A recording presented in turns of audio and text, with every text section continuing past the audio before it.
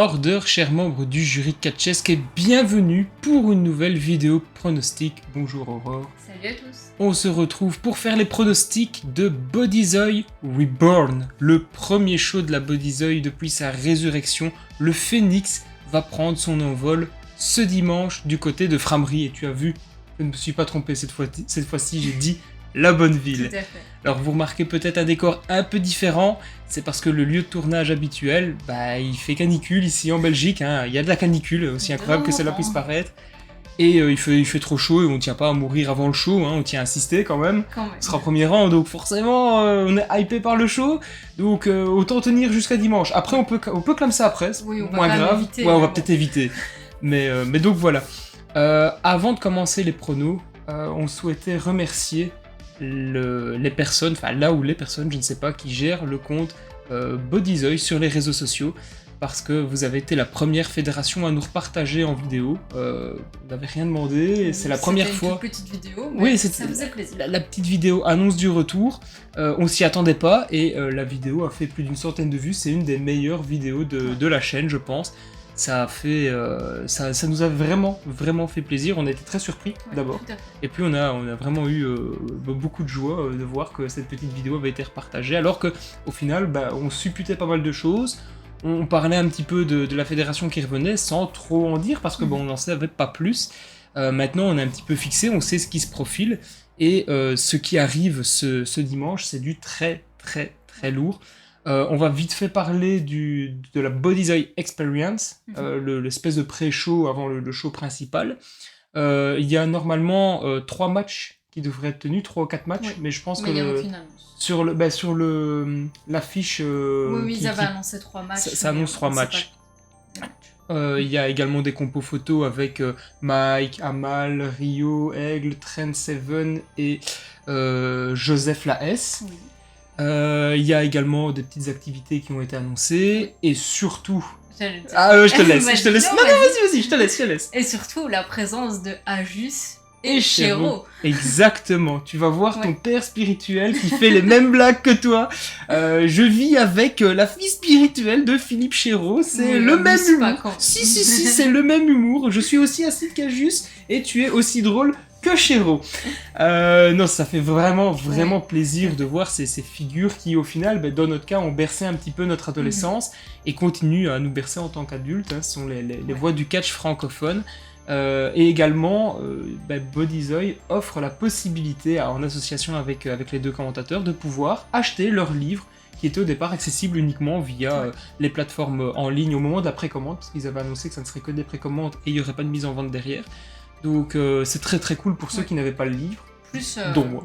Les autographes gratuits. Plus le compo photo et autographe gratuit avec Christophe et Philippe. Et ça c'est vraiment très cool. Et qui dit gratuit dit pas cher forcément. Et non, c'est incroyable de pouvoir avoir un contact. Oui, et même avoir un contact, parce que les voir, ceux qui ont déjà été à des shows WWE c'est pas pareil. En France ont pu les voir de loin pour la plupart, mais on a pu les voir. Ici, c'est vraiment aller à leur rencontre, et c'est vraiment quelque chose d'assez exceptionnel pour les fans de catch qui n'ont pas cette opportunité de pouvoir être en contact avec ces deux pontes du catch en francophonie, disons-le. Donc il y a 3 matchs, les compos photos, donc ça c'est un petit peu la Bodyzoy Experience, et c'est vrai que cette expérience met les petits plats dans les grands, on ne sait pas les matchs. Je m'étais dit, je suis putain une idée comme ça, je la balance en vidéo, comme ça, si ça arrive, je suis un visionnaire. Je m'étais dit que vu qu'il y a un bootcamp qui a lieu actuellement et qui va continuer les jours qui suivent, je me suis dit pourquoi pas, durant le show expérience, avoir une battle royale avec une majorité des... Ouais.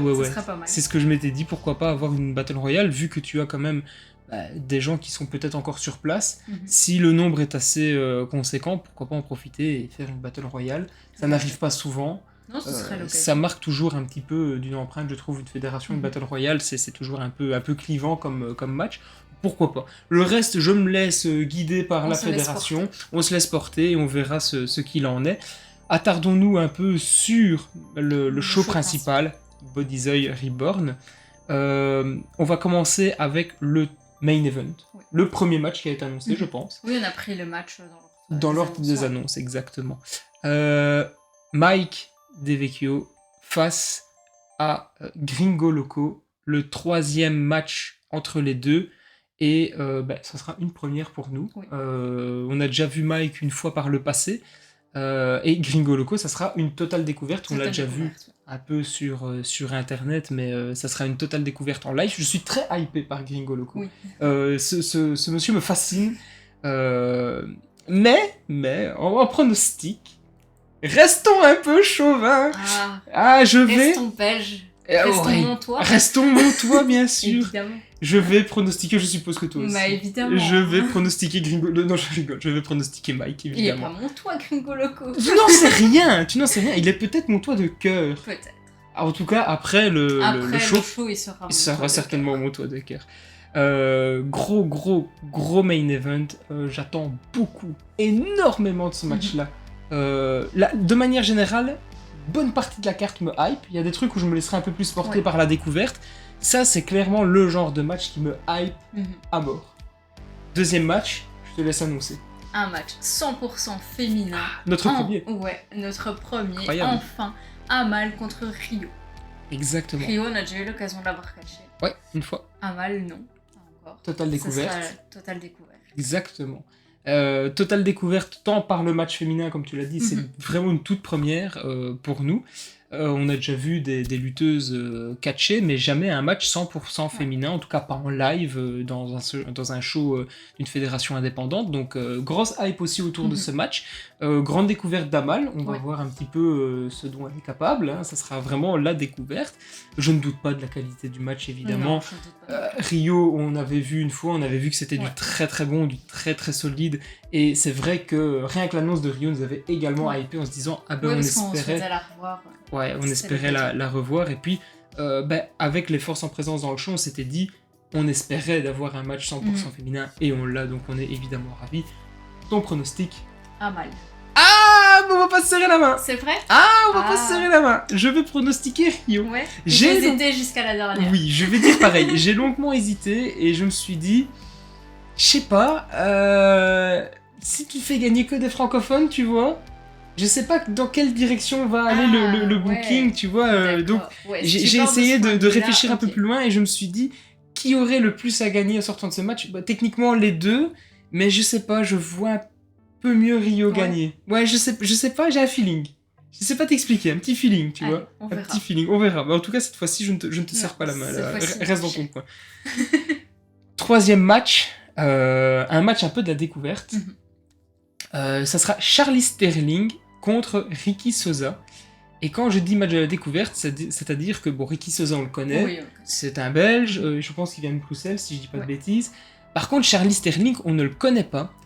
Mais quand on avait vu la promo, on s'était dit, d'une certaine façon, je trouve qu'il a le génie créatif d'un Charles Crowley. Oui. Et j'aime beaucoup Charles Crowley. Et j'ai vraiment bien accroché à cette petite promo de Sterling. La promo était incroyable. Donc on s'était dit, peut-être pas hypé parce qu'on ne sait pas le potentiel du match, mais hypé par Sterling. En tout cas, il nous a intrigués, il nous a donné envie d'aller plus loin, de le découvrir un peu comme un Darwin, comme un Crowley, tu vois, dans cet esprit-là. Tu sais pas quoi t'attendre, mais t'as envie de te laisser porter. Oui, parce que je me souviens, c'était Darwin. Quand on avait vu l'annonce du match dans une autre fédération, on s'était dit, pas trop convaincu, et puis quand on l'avait vu, on s'était dit, non mais ce gars est génial en fait, il est extraordinaire. Et j'ai un peu ce même ressenti que Sterling, sauf qu'ici je suis plus convaincu dès le départ, tu vois. Je me dis, on va se laisser porter, on verra. Ton prono? Là je change. Charlie Sterling. Charlie Sterling, voilà. Je suis pas que pour les francophones. Voilà, désolé pour Ricky. Oui, désolé pour Ricky. Mais je sais pas, je trouve que le gars, il va peut-être gagner sur une entourloupe. Tu vois, je ne vois pas une victoire clean, une victoire propre, plutôt une victoire un peu d'entourloupe. Quatrième match, je te laisse annoncer. Idolâtrie, équipe composée de Ned Prince et Erin Ordo, contre Cormac Hamilton et Lucas Di Leo. Exactement. Alors là, c'est un mixte. Ouais. C'est un mix parce que Erin Ordo, on l'a déjà vu. Ned Prince, on ne l'a vu qu'une seule fois. On peut pas dire que c'était un match, donc je ne le compte pas. Ça sera une redécouverte, on va dire, de Ned Prince. Cormac, on le connaît plutôt bien et on sait qu'il est très très bon. Et Lucas Di Leo, ça sera également une totale découverte. Exactement. Donc là, on est vraiment sur un match où ça sera de la découverte. On n'a aucune idée. Je ne vois pas qui pourrait Gagner ou pas. gagner ou pas. C'est vraiment le match 50-50, un peu pile ou face. Ouais. Même si j'ai une petite idée, d'où mon pronostic, mais je te laisse Je suis pronostiquer sûre d'abord. que t'es pour idolâtrie. Alors, Oui. ouais, Oui, oui. moi je vais quand même rester pour Cormac. Ah, le poteau Ouais. Cormac. Ah, Ouais, ouais, ouais, je quand comprends. Quand même pour le poteau Cormac. Ah, je comprends, mais... Même si, ouais, je pense qu'il y aura une victoire d'idolâtrie, mais j'ose espérer Cormac. Ah, Avec ouais. Lucas Di Leo. Ouais, je comprends. On se Non, serre pas la main. je vais pronostiquer, comme je te disais, donc, idolâtrie. Et je confirme toujours, j'en profite de cette vidéo pour confirmer les propos de Nate Prince il y a 1 an et demi, quand il Oui, disait passé. qu'il était meilleur qu'Aigle Blanc. Je te confirme, Mais ça, je mon suis bon d'accord Nate, aussi. tu es meilleur qu'Aigle Blanc. Et je ne doute pas que durant le show Body's Eye Reborn, tu démontreras aux yeux du public que tu es effectivement meilleur qu'Aigle Blanc. Là, je veux me faire une chier d'ennemis.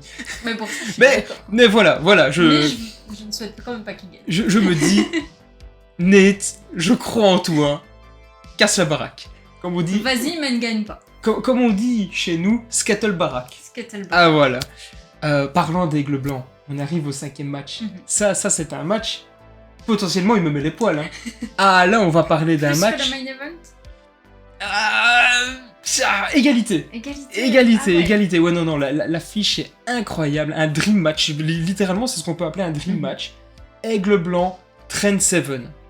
Voilà, Pas besoin de plus. celui qui n'est pas convaincu n'est pas fan de catch. C'est incroyable. C'est vraiment le match peut-être qui devait avoir lieu en francophonie Qui n'a jamais eu. avant un potentiel départ d'Aigle Blanc. L'envol de l'aigle. L'envol de Bon. l'aigle. Euh, Pourquoi pas la perte du masque à Body's Eye. tu insistes vraiment. Oui, sur- j'insiste. Peut-être que le masque tombera aux US, on n'en sait rien. Ah, hein. peut-être. Peut-être qu'il tombera en francophonie, parce que c'est pas parce que les lutteurs signent qu'on ne les reverra plus jamais, tu Ah vois. non, ça évidemment. On peut peut-être On les ne revoir, sait il y pas aura les peut-être revoir. des accords ou pas. Je ne sais pas, on ne sait pas de quoi l'avenir est fait. Mais Tira oui. nous dit qu'ils ont signé. Oui, rien ne dit effectivement Après qu'ils tout. ont signé. On en saura peut-être plus dans les jours à venir, mais en tout cas, actuellement, il n'y a rien d'officiel oui, qui tout à fait. est sorti sur les réseaux. Petite parenthèse avec ça, moi je pense quand même qu'il y aura de l'émotion. Oui. Ah oui, je Oui. pense qu'on va Je pense que chialer. nous allons sortir Ah, les je, mouchoirs. je pense qu'on va chialer sévère. Oui, pour les bonnes raisons, parce que si c'est des bonnes nouvelles, Oui, évidemment. c'est toujours bénéfique, c'est toujours très très cool. Mais oui, je pense qu'effectivement, on va chialer nos mères.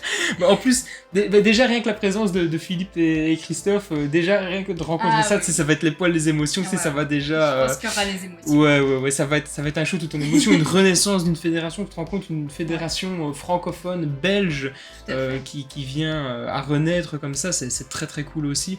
Et puis ça fait un peu un produit du terroir, tu vois, nous, c'est Montois, Ouais. ça fait, c'est la fédération voisine en quelque sorte, Tout à c'est le fait. voisin, donc t'as Exactement. très envie de Comme suivre on dit, ça. le guette n'est pas morte. Elle Bietnen est morte, elle Bietnen est morte, le dragon est ressuscité, comme chaque année, à voir si Saint-Georges va le terrasser.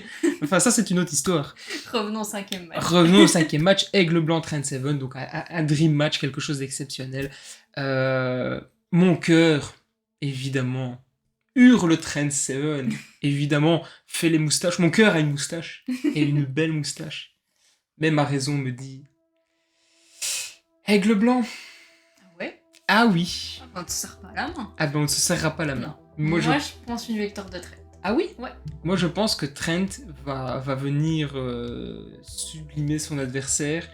Et si les rumeurs sont vraies, et j'ai tendance, et j'espère pour les lutteurs concernés que les rumeurs sont vraies, et qu'il y a réellement un départ du côté de la WWE, je pense que Trent Seven va servir un petit peu de piste de décollage et vraiment bien mettre en avant Aigle Blanc, et qu'Aigle Blanc en sortira déjà grandi, et de deux en sortira vainqueur.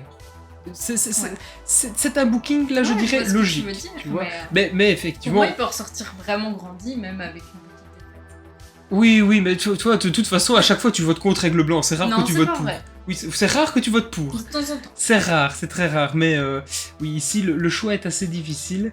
Mais encore une fois, mon cœur est moustachu. Ton mais, cœur est moustachu. mais ma raison a des ailes blanches. Voilà. Donc nous ne serons pas la main. Je te laisse annoncer le dernier match. 6e et dernier match. Ouais. Un Fatal 4-Way. Adam Frost contre Kuro, contre Joseph Fenech-Laes Oh et Tucker. Oh Tu t'y Ah, je- attendais pas? Non, je m'y attendais pas, mais moi je l'aurais plutôt présenté comme le Roman Reigns de Wish. Ouf. Si tu veux. Là, je vais me ramasser des Tu vas ennemis. avoir des problèmes. Oh oui, ça va, tout le monde lève son doigt, c'est Roman Reigns. Il y a une grosse symbolique Roman Reigns, je trouve qu'il C'est vrai. il se rapproche de plus en plus d'un Roman Reigns, et au fait, il n'a plus une identité, je vais y arriver, propre, je trouve. Il se confond un peu, c'est un peu le Roman Reigns francophone. Je trouve ça un peu dommage, mais enfin ça c'est un autre débat, autre débat. Il n'empêche Tu que ça veux- reste une S. Tu veux mon prono ou le Oui, tien non, vas-y. Gagnant, Kuro. Ah Voilà. Alors, d'accord. J'aurais tendance à être ok avec toi. J'hésitais entre Kuro et Tucker. Ah, c'était aussi mon hésitation. Ah, bon. Bon, bah, peut-être les deux. Hein. Bah écoute, je vais dire Kuro. Après, pourquoi pas une double victoire sur quatre. Oui, tu pourrais avoir un double tombé, mais... C'est là, mais. Oui, et Non, oui, mais je reste tu sur pourrais Kuro. partir sur un booking en mode il y a un double tombé, les deux gagnants s'affrontent en mode label pour savoir qui gagne réellement le match. Ça serait original. Oui. Ça serait original, mais ça veut dire qu'il y aurait une figure d'autorité à Bodyzoy. On ne sait pas s'il y a une figure d'autorité, style un general manager ou ce genre de choses. Donc je ne sais pas comment la fédération déjà va organiser son booking. Est-ce qu'il y aura figure d'autorité, des titres, ça c'est ce qu'on s'était déjà posé comme question. Partant du principe que ça va être un match à 4 traditionnel, j'aurais tendance également peut-être à pronostiquer Kuro. Allez, je vais voter. Pour le dernier. En fait, je vais surtout pronostiquer, j'espère en fait, une non-victoire de Joseph. Je m'explique. J'en profite des pronos pour m'expliquer. Joseph gagne quasiment partout en francophonie. Peu importe où il va, il gagne.